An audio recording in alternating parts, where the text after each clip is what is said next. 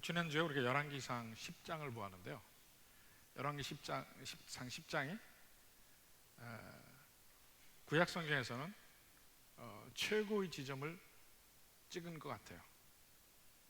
아브라함에게 약속하신 하나님의 약속이 드디어 이루어졌고, 땅만 이루어진 것이 아니고 거기에 모든 이스라엘 백성들이 솔로몬과 함께 영화를 누리는 그 장면입니다.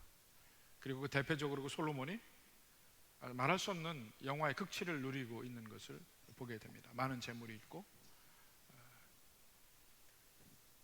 그러니까 사실은 너무 잘 될 때 되면 좀 불안한 게 있어요. 여러분 그렇지 않습니까? 너무 잘 되면 은근히 불안해. 항상 모든 인생에서 뭔가 하나씩 걸리는 게 있었는데 아무 그런 것이 없이 잘 된다. 더 이상 갈 데가 없다 하면 내려가는 길밖에 없지 않습니까? 솔로몬 왕이 그래요. 최고를 찍었습니다. 지혜도 재산도.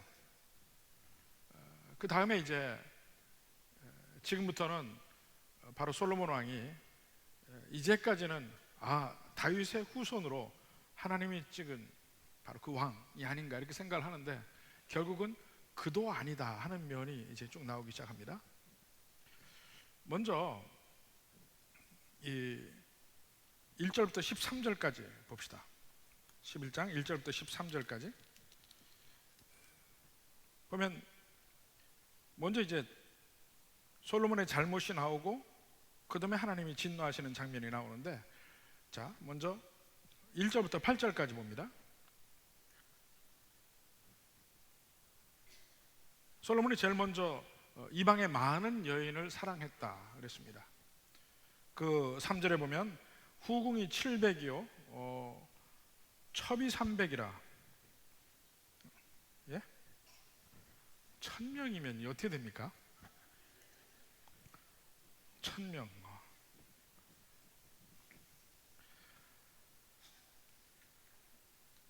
근데 이제 이런 그 설명도 있어요. 왜냐하면 그 소위 결혼 동맹이라는 게 있습니다. 어느 국가와 국가가 서로 동맹을 맺을 때 결혼을 통해서 동맹을 맺게 되는 일이 많이 있습니다. 서로서 화친 조약을 맺는데 그 결혼 동맹이 일종의 그 인질이기도 하고 아니면 서로 호혜를 나타내는 부분이기도 하고, 이래서 솔로몬에게 걷잡을 수 없이 이 후궁과 첩들이 많아졌다 이렇게 얘기를 하기도 합니다만, 근데 솔로몬 왕의 여기서는 정확하게 이 부분에서 이야기를 하기도 합니다. 그 1절에 보면 솔로몬 왕이 바로의 딸 외에, 그러니까 바로의 딸이 정실인 거예요. 왕비인 거예요. 그 외에 이방의 많은 여인을 사랑하였다. 결국은 이 본문에서는 그 솔로몬의 정욕에 초점을 두고 있는 것입니다. 그 정략결은 이거보다도 사랑하였다라고 얘기해요. 사랑하였다. 근데 그것이 누구냐면 모압, 암몬, 에돔, 시돈, 헷, 그 부근의 모든 부족을 다 망라해서 그 여인들이 솔로몬의 그 사랑을 받았습니다. 이걸 보면 사실 솔로몬 왕의 시작을 보면 바로 그 앞에 열왕기상 3장 3절에 나옵니다.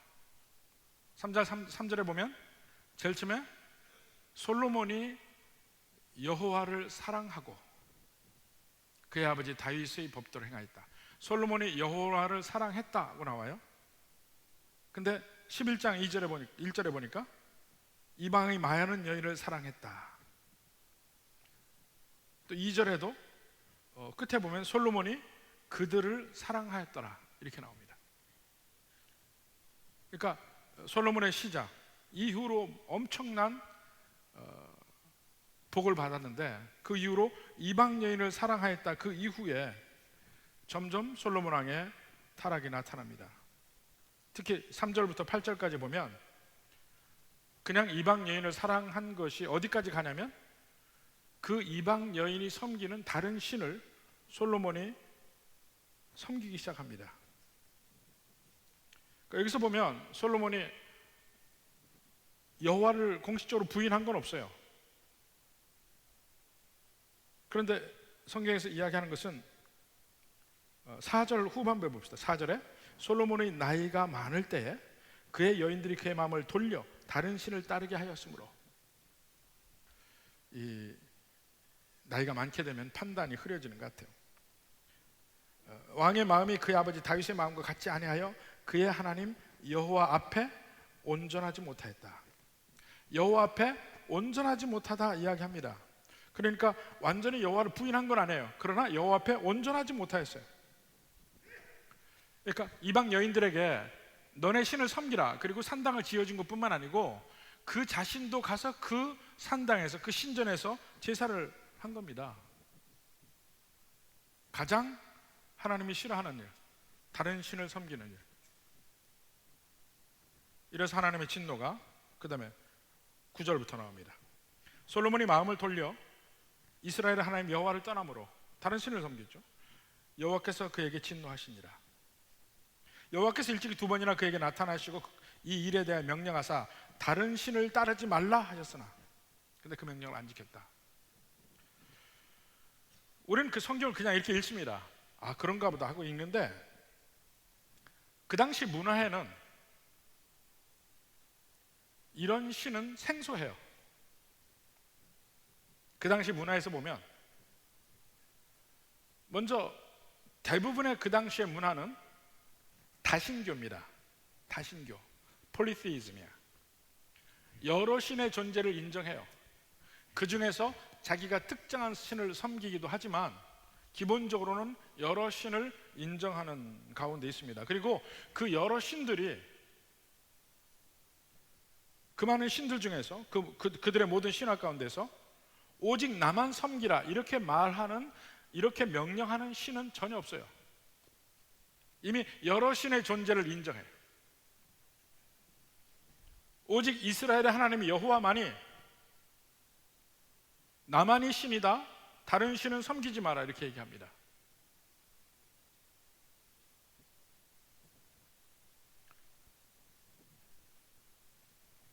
근데 그것이 오늘날의 문화하고도 상당히 비슷해요. 오늘날 문화의 특징이 뭡니까? 다양함이에요. 다양함. 절대선이 인정되지 않고 누구나 각자 다 자기의 의견을 이야기하고 자기가 옳다고 이야기할 수 있다. 이 다양함이에요. 신앙도 그래서 다양함이 들어와 있습니다. 어느 종교든 종교만 믿으면 된다. 진리로 가는 길은, 진정한 구원으로 가는 길은 여러 길이 있다. 이렇게 이야기합니다. 그러면서 소위 종교 간의 화해를 이야기해요. 서로 그렇게 편협되게 나만 옳다고 이야기하지 말자. 종교는 다 좋은 거 아니냐. 그러니까 서로 화해하고 화합하고 사이좋게 지내자. 서로를 인정하자. 이게 전체의 분위기입니다.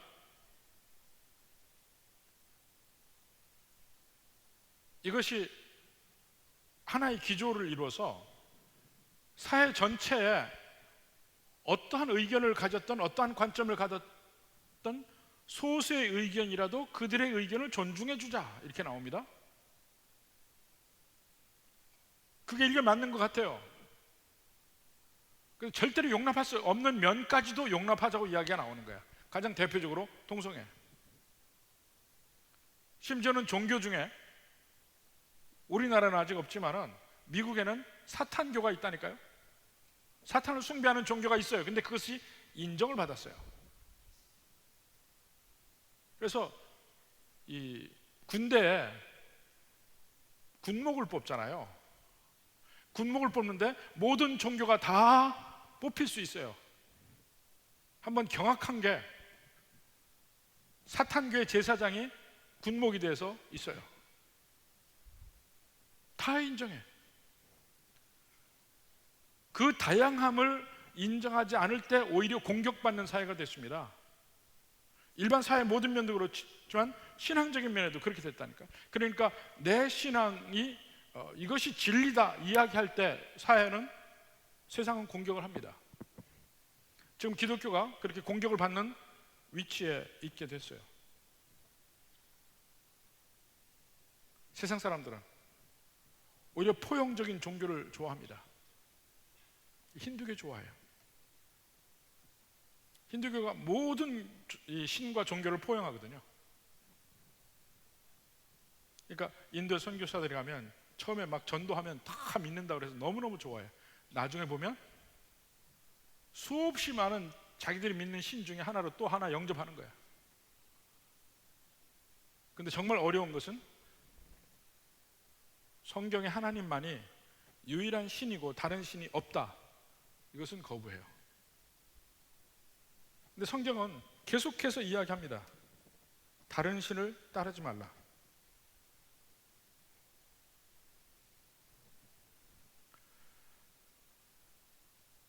예수님도 부활하신 다음에 베드로와 제자들에게 묻습니다. 이 세상 어떤 것보다 네가 나를 사랑하느냐? 요한복음 21장 15절, 갈릴리 해변에서 그들이 조반 먹은 후에 예수께서 시몬 베드로에게 이르시되, 요한의 아들 시몬아, 내가 이 사람들보다 나를 더 사랑하느냐? 구약에서 여호와의 말씀과 같은 얘기예요. 끊임없이 솔로몬에게도 요구했고 끊임없이 그 뒤에 모든 하나님을 믿는 백성들에게 묻습니다. 이 모든 것보다 내가 나를 사랑하느냐? 이렇게 묻고 있어요.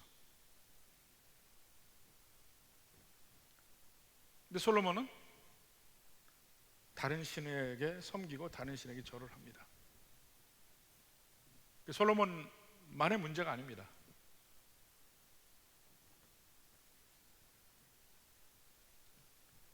하나님이 원하시는 것은 오직 하나님을 섬기기를 원해요. 그러니까 세세한 면의 삶에서는 우리가 여러 가지 면들이 나타날 수 있지만 궁극적으로 하나님만을 참된 신으로 인정하고 가느냐, 그러면 답을 해야 돼요.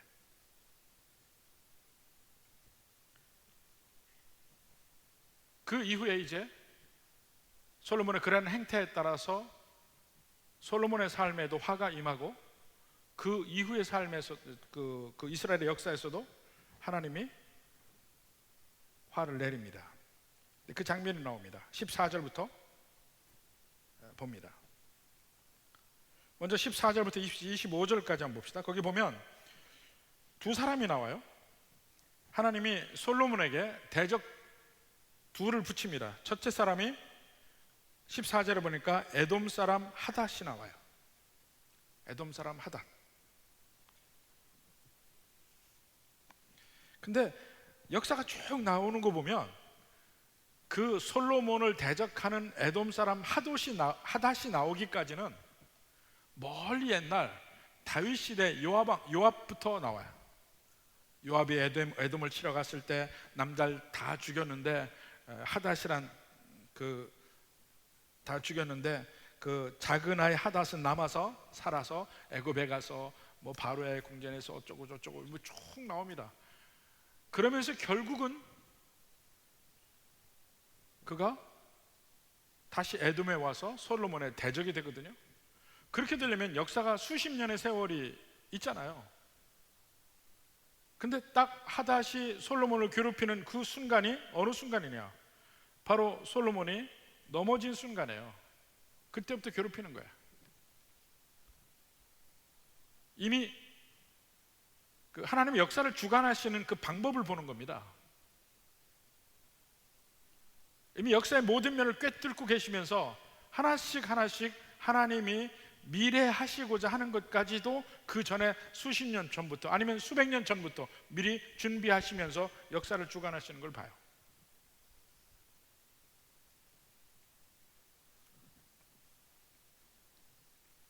막 하다시 나중에 바로의 궁전에서 편하게 삶에도 불구하고 자기는 가겠다는 거예요. 이제 에돔으로. 왜 가냐 물어봐도 할 말이 없어요. 그냥 가겠다는 거야. 가서 에돔에 살면서 훨씬 더 척박한 땅임에도 불구하고 거기에 돌아가서 솔로몬을 괴롭히는 역할을 하는 거예요. 거기서. 두 번째가 르손입니다. 23절에 또 하나님이 또 엘리아다의 아들 르손을 일으켜 솔로몬의 대적자가 되게 했다. 그래서 25절을 보니까 솔로몬의 일평생에 하닷이 끼친 환난 외에, 하닷은 에돔이니까 남쪽이에요. 남쪽에서 솔로몬을 괴롭혀요. 근데 르손은 수리아입니다. 지금의 다마스커스 북쪽에서 괴롭혀요. 그러면서 이스라엘을 대적하고 미워하였더라. 자, 우리가 지금 이스라엘의 역사를 보고 있는데요, 역사를 보고 있는데 일반적인 역사가 아닙니다. 여러분이 보는 관점을 좀 잘 가질 필요가 있는데, 신문이라 하면, 여러분 신문을 보면 대부분 겉으로 드러난 사실을 중심으로 씁니다. 그러니까 신문에 하나님이 어떻게 하셨다는 말이 안 나오죠. 신문에는 어떤 일이 어떻게 일어났다, 또 그것을 좀 더 매일매일 신문 말고 월간지라든가 더 길게는 역사가들의 책을 보면 그 다음에는 원인이 어떻고 결과가 어떻다 하는 그 설명이 이제 붙습니다. 근데 그 역사에서 원인과 결과를 찾아서 이 일이 왜 일어났고 어떤 결과를 초래했고 이 설명을 역사에서 하는데 거기에서 역시 하나님의 역할은 없어요. 그게 일반적으로 역사 기술의 방법이라고 생각을 해요. 근데 성경에서도 역사를 쓰는데 성경은 그것과는 전혀 다른 관점에서 씁니다. 하나님이 계시고 역사를 주관하시는 하나님의 관점에서 쓰기 때문에 원인과 결과, 그러니까 겉으로 드러나는 것 말고 그 원인이 보통 일반적으로 알고 있는 원인과는 전혀 다른 원인이 나올 수가 있습니다. 가장 대표적으로 14절에 여호와께서 에돔 사람 하닷을 일으켜 솔로몬의 대적이 되게 하셨다. 어떻게 했는지 모르죠. 그런데 역사가들은 인과관계를 얘기할 수 있다니까요. 옛날에 하닷이 에돔에서 살다가 자기 아버지 다 요압에게 죽임을 당하고 애굽에 갔다가 칼을 갈고 드디어 나타났다. 꼭 무슨 중국의 무협소설 보는 것 같아. 근데 성경은 여호와께서 솔로몬의 대적으로 하닷을 세우셨다고 얘기합니다. 23절도 마찬가지예요. 하나님이 또 엘리아다의 아들 르손을 일으켜 솔로몬의 대적자가 되게 하셨다.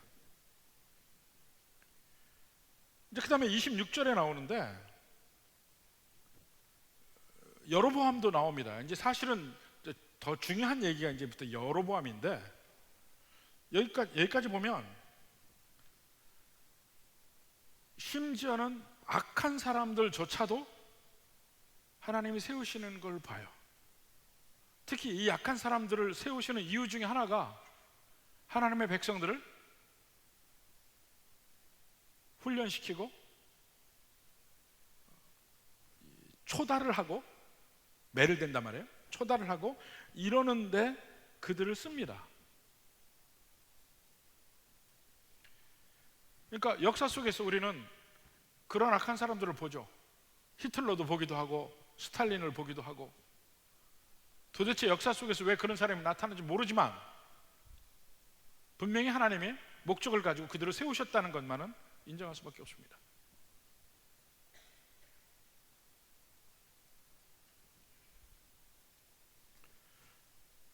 그리고 역사 속에서 하나님이 하시는 일을 보면, 자, 열왕기상도 신명기적 역사서라고 그랬어요. 하나님이 이미 신명기를 통해서 아니면 모세오경을 통해서 원칙을 정해 놓으셨습니다. 법을 정해 놓으셨고, 너희가 이러이러하면 복을 받을 것이고 너희가 이러이러하면 화를 당하리라. 근데 그걸 나열을 해 놓으시고 그대로 하나님이 행하신다 하는 면을 여호수아, 사사기, 사무엘상하, 열왕기상하에서 계속 보는 거예요. 그대로 행하시는 거예요. 가장 대표적으로는 사무엘하 7장 14절 봅시다. 다윗의 후손에, 다윗의 씨에 대한 이야기합니다. 다윗의 아들에 대한 이야기합니다. 나는 그에게 아버지가 되고 그는 내게 아들이 되리니. 1차적으로는 이게 솔로몬이죠. 2차적으로는 그 이후의 모든 왕들 다 마찬가지예요. 그러나 궁극적으로는 예수님입니다. 자, 그는 내게 아들이 되리니 그가 만일 죄를 범하면 내가 사람의 매와 인생의 채찍으로 징계하려니와. 그걸 지금 하고 계신 거예요. 그 약속대로 하닷을 세우시고 르손을 세우시고 이후에 여로보암을 세우시고 사람 매와 인생 채찍, 그걸 이루고 계신 겁니다. 하나님은 심판하실 때도 징계하실 때도 구원하실 때도 언제나 먼저 세우신 법을 공포하시고 그 법대로 행하십니다. 절대로 변함이 없으세요. 그렇기 때문에 예수님이 십자가에 돌아가실 수밖에 없는 거예요. 이미 법에 이러이러한 범죄한 자는 죽는다고 얘기했으니까.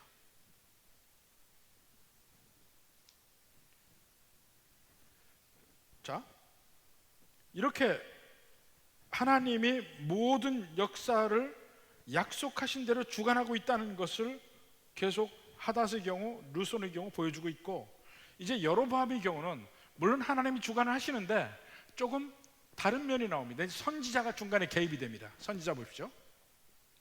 26절 봅시다. 솔로몬의 신하 느바스 아들 여로보암이 또한 손을 들어 왕을 대적하였으니 그는 에브라임 족속의 스레다 사람이요. 자, 그 앞에 하닷이나 르손은 이방 사람들이에요. 이방 사람들이야. 하닷은 에돔 사람이고 르손은 수리아 사람이에요. 근데 여로보암은 이스라엘 백성이에요. 그가 에브라임 족속이라 아까 나오죠. 그는 에브라임 족속인 스레다 사람이요. 자, 27절에 그가 손을 들어 왕을 대적하는 까닭은 이러하니라. 대적한 이유가 나오죠.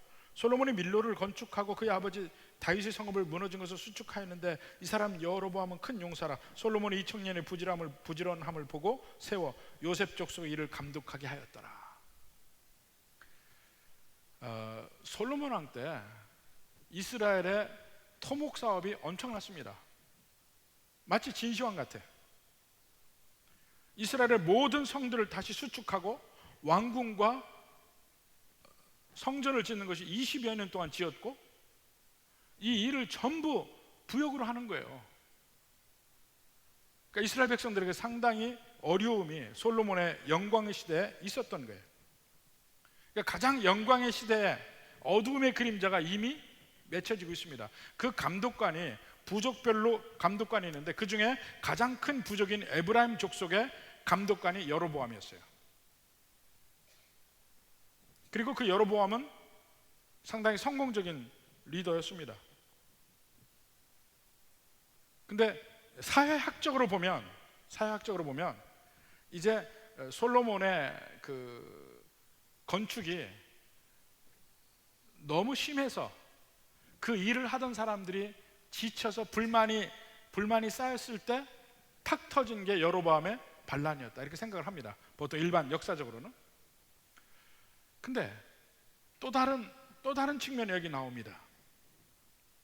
선지자 아히야의 개입이에요. 봅시다. 29절에 그 즈음에 여로보암이 예루살렘에서 나갈 때 실로 사람 선지자 아히야가 길에서 그를 만나니 아히야가 새 의복을 입었고 그 두 사람만 들에 있었더라. 아히야가 자기가 입은 새 옷을 잡아 12조각을 찢고 여로보암에게 이르되 너는 10조각을 가지라. 10조각을 받았을 때 여로보암은 얼마나 뜨악했겠어요. 이걸 왜 날 주지? 나보고 퀼트를 하라 그러나? 이런 조각이 이렇게 있으면 퀼트라도 해야 될 거 아니에요. 근데 그것이 상징적 행동이었어요. 어디서 갑자기 나타나는지 모르겠어요. 아히야가 누군지 그 이후로도 얘기가 없습니다. 근데 알 필요가 없어. 하나님의 메시지를 그가 전했으니까. 자기가 입었던 새 옷을, 새로운 왕국이죠. 왕국을 상징하죠. 12조각으로 해서 그 중에 10조각을 주었습니다. 10부족을 내게 주리라. 나머지 2부족은 아니고. 이런 상징적인 행동은 이때뿐만 아니고 선지자들의 삶 속에서 많이 나타납니다. 호세아 선지자가 그 고멜과 결혼하는 장면, 고멜이 도망갔었는데 다시 데려와서 사는 장면, 이것이 전부 상징적인 행동이에요. 가장 상징적인 행동이 많이 나타나는 것이 에스겔입니다. 에스겔. 갑자기 어느 날 에스겔이 말을 못해요. 그것이 이스라엘 백성들의 상징적인 행동이고, 또 토판에, 점토판에 예루살렘을 그립니다. 예루살렘이 이렇게 공격당하고 함락당할 것이라고. 또 머리 자르는 것도 이상하게 자르고, 또 왼편으로 어느 정도 또 누워 자게 하고, 오른편으로 누워 자게 하고, 이게 전부 상징적인 행동들이에요. 하나님의 메시지를 전하는 그러한 그 행동들이었습니다. 근데 여기 선지자 아히야의 행동도 그거예요. 12조각 중에 10조각을 주면서 10지파는 네가 가져. 이게 예언적인 행동이었는데 앞으로 그 일이 그대로 일어나잖아요. 역사를 통해서. 여기서 보면 그 아히야의 말을 듣고 마치 여로보암이 반란을 일으킨 것처럼 돼요. 아, 그렇구나. 하나님이 내게 10지파를 주시는구나. 그래서 일어나자. 근데 사실 어느 면에서는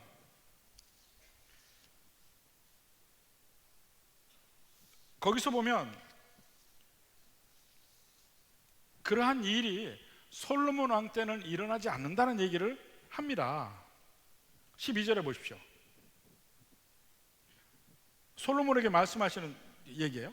그러나 내 아버지 다윗을 위하여 내 세대는 이 일을 행하지 아니하고 내 아들의 손에서 빼앗으려니와.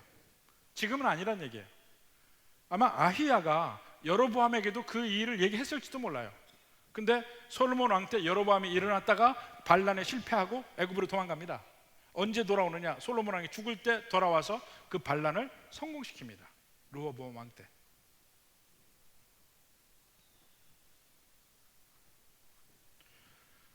이 하닷과 르손과 여로보암과 이 모든 것을 다 보면 결국은요, 그 솔로몬 왕 시대 아니면 그 이후에 일어나는 모든 일이 다 하나님이 역사를 주관하고 있다는 것을 보여주고 있습니다. 근데 고대 근동에 그 신화들 보면 이 홍수 신화도 나오는데, 그 홍수 신화 나올 때 보면 신들이 막 우왕좌왕하는 면이 나와요. 그리스 신화에서 모든 신들도 완벽하게 역사를 컨트롤하는 신은 없습니다. 서로 신들끼리 싸우기도 하고, 제우스 신이 가장 머리가 되는 신이지만 모든 신들이 제우스 신의 아들 되고 딸 되고 다 그렇지만 어떻게 못해요.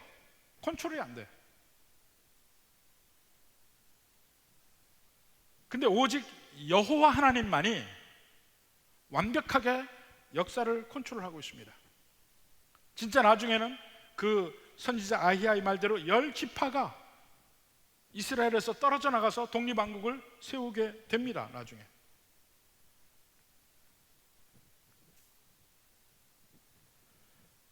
하나님께서 솔로몬에게 그 앞서서 얘기할 때 다시 돌아가서 11절부터 13절까지 봅시다. 이미 솔로몬에게 얘기를 하고 있어요. 여호와께서 솔로몬에게 말씀하시되 내게 이러한 일이 있었고 또 내가 내 언약과 내가 내게 명령한 법도를 지키지 아니하였으니 내가 반드시 이 나라를 내게서 빼앗아 내 신하에게 주리라. 아까 봤죠? 11절은. 근데 12, 13절이 거기 덧붙여 있어요. 그러나 내 아버지 다윗을 위하여 내 세대는 이 일을 행하지 않겠다. 아들이 손에서 빼앗으리라. 지금은 아니란 말이에요. 또 13절 보면 오직 내가 이 나라를 다 빼앗지 아니하고 내 종 다윗과 내가 택한 예루살렘을 위하여 한 지파를 내 아들에게 주리라. 그러니까 유다 지파 말고 한 지파를 준다 말입니다. 전부 다는 안 줄 것이다. 지금은 아니다. 두 지파는 남길 거다. 10지파만 떼어주고. 지금이 아니고 내 아들 때.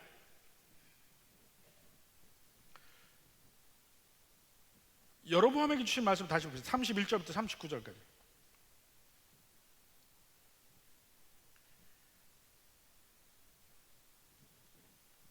34절에 다시 나옵니다. 솔로몬의 생전에는 온 나라를 그의 손에서 빼앗지 아니하고 주관하게 하려니와. 그렇게 분명히 여로보암에게 얘기했는데 여로보암은 솔로몬 왕 때 먼저 반란부터 일으킵니다. 10지파를 준다고도 얘기했고 네가 왕이 된다고 얘기했습니다. 그리고 38절에 보니까 내가 만일 내가 명령한 모든 일에 순종하고 그렇게 하면 내 집도 견고하고 이스라엘도 내게 주리라 그랬어요.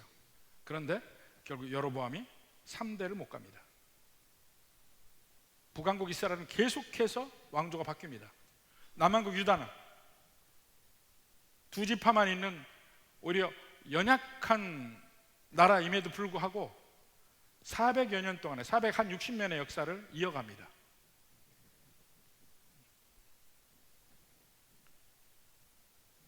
여기서 보면 우리가 알 수 있는 것이 솔로몬 왕의 범죄로 말미암아 나라가 상당히 약해집니다. 12지파 중에 10지파가 빠져나갑니다. 그런데 왕권은 빼앗지 않아요. 왕위는 다윗에게서 솔로몬에게서 르호보암에게서 계속해서 내려갑니다. 400여 년 동안. 그리고 하나님께 예배하는 장소인 예루살렘도 보존해요. 여기서도 그랬잖아요. 13절에 예루살렘을 위하여 한 지파를 내 아들에게 주리라. 36절에도 그의 아들에게는 내가 한 지파를 주어서 내가 거기에 내 이름을 두고자 해 택한 성읍 예루살렘에서 내 종 다윗이 항상 내 앞에 등불을 가지고 있게 하리라. 이게 있는 겁니다. 그러니까 지금 전체 솔로몬의 잘못을 통해서 그들이 심판을 받는데 이 마지막적인 심판이 아니에요. 일종의 훈계를 받는다고 할까? 매를 맞는다고 할까? 뭐 이런 겁니다. 솔로몬은 손한데 그 아들부터 10지파를 떼주는데 한 지파를 그래도 유다 지파에 남겨놓는 이유는 예루살렘을 지키기 위해서. 지금 무슨 얘기를 하고 있습니까? 그걸 뒤집어서 보면 이렇게 하나님이 솔로몬의 잘못을 통해서 혼을 내고 있지만 다윗의 언약은 끊임없이 가고 있는 거예요. 그것을 보존해 놓고 가는 거예요. 희미하게 되더라도 보존을 해 가고 있어요. 예루살렘도 보존이 됩니다. 그를 위해서 한 지파를 유다 지파에 또 남겨놨으니까 예루살렘을 위해서 하나님은 예루살렘 손을 못 대게 하겠다는 거예요. 그러면서 결정적으로 마지막 39절 얘기를 합니다. 39절 보십시오. 내가 이로 말미암아 다윗의 자손을 괴롭게 할 것이나 영원하지는 아니하리라. 근데 다윗에게 한 하나님의 약속은 어떤 약속입니까? 영원한 약속이에요. 내 아들이 내 아들의 나라가 견고하리라. 그 영원한 약속이에요. 솔로몬에게서 10지파를 빼앗고 너를 괴롭게 하고 이 모든 것이 있을지라도 괴롭게는 하는데 영원히 멸망하는 건 아니야. 그건 계속 갈 거예요.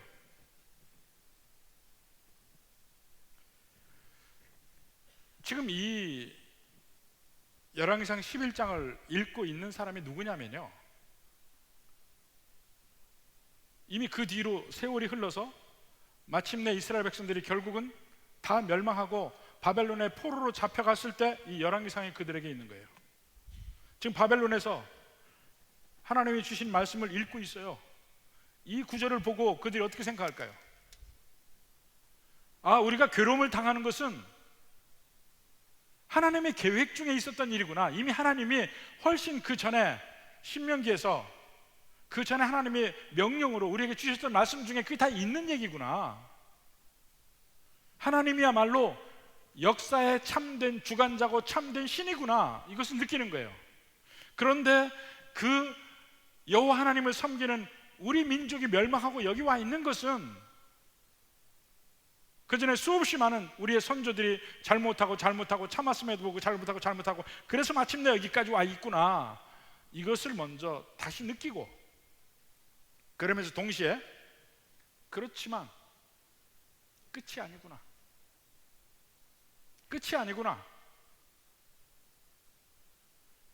하나님이 다윗의 언약을 생각해서 솔로몬보다 한 대를 더 참으신 면도 나오고, 예루살렘을 끝까지 두고 왕권도 끝까지 가게 하고, 이걸 보니까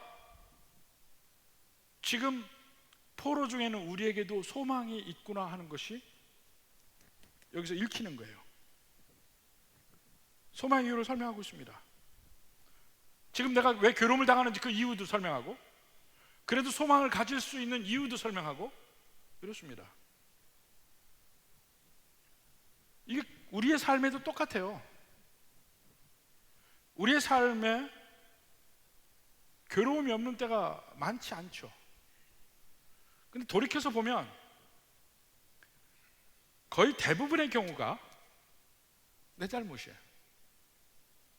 내가 하나님 뜻대로 살지 못한 것, 내 고집대로 사는 것, 이런 가운데 겪는 괴로움들이 대부분입니다. 그래서 괴로움이 있을 때 하나님이 나를 버리셨나? 하나님이 나를 떠나셨나? 이렇게 생각할 수도 있는데, 성경을 통해서 보면 뭐라 하냐면, 아니, 괴로움을 주지만 널 버린 건 아니라, 언제든지 다시 회개하고 돌아오면 하나님의 보관에 있을 수 있다는 거예요. 하나님은 우리를 사랑하시고 인도하십니다. 잘못할 때는 괴로움도 주시고, 다른 길 갈 때는 가시덤불로 맞고, 그래서 마침내 우리의 잘못과 우리의 불신앙을 이기시고 우리를 이끌어서 천국길로 데려가셔요.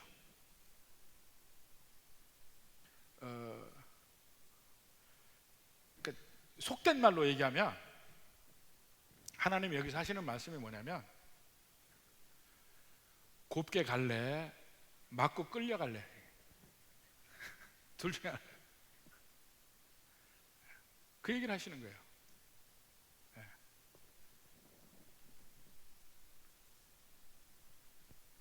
알아서 여러분의 길 가십시오. 하나님은 이런 하나님이니까. 포로 중에 있는 이스라엘 백성들에게 읽어보라는 거예요. 그들이 읽으면 그걸 그대로 느끼는 거예요. 제가 지금 얘기한 대로. 그리고 지금 우리 믿는 백성들에게도 마찬가지예요. 사람을 볼 거 없습니다. 하나님이 어떤 분인가를 보면 돼요. 부디 우리와 함께한 하나님도 이러한 하나님이라, 이것을 아시고 그 은혜가 여러분에게 충만하기를 주님의 이름으로 축원합니다. 기도하겠습니다.